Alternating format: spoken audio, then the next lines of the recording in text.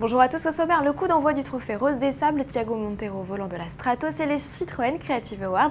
Mais avant, direction le mondial de l'automobile pour une Minute People avec Miss France et Yvan Muller.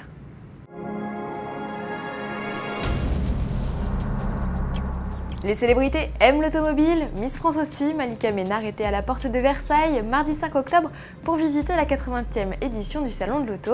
Une visite qui a principalement tourné autour du stand Peugeot puisque le Lion est partenaire du comité des Miss.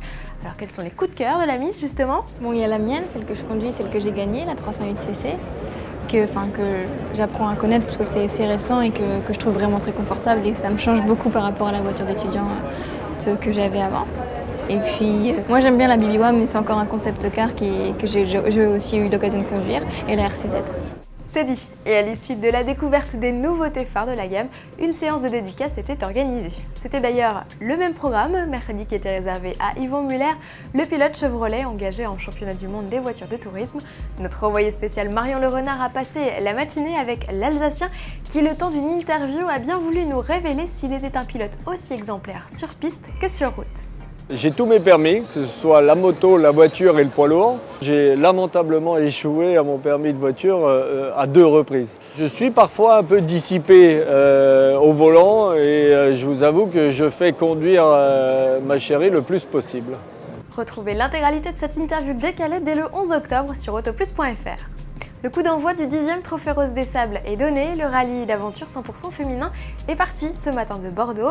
Au programme pour les 250 filles engagées en 4x4, buggy, quad et moto, 6000 km à travers le Grand Sud marocain, avec pour seul outil de navigation un roadbook, une carte et une boussole.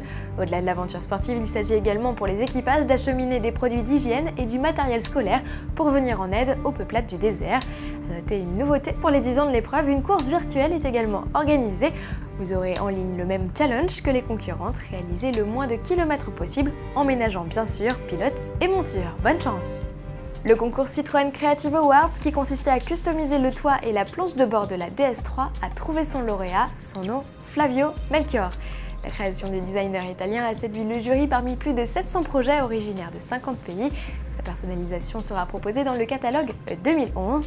Le public a quant à lui plébiscité la réalisation du Polonais Piotr Balfrak. Personnalisé également la DS3 sur le stand Citroën du Mondial de Paris grâce à la borne Make-up. Et on se quitte sur ces images de Thiago Monteiro. L'ex-pilote de F1 reconverti en WTCC aide actuellement au développement de la Stratos nouvelle génération. Et bien que le projet ne soit pas badgé Lancia, toute la mise au point s'effectue sur la piste d'essai du groupe Fiat à Baloco en Italie, une volonté de l'homme d'affaires allemand qui pilote le projet. À demain!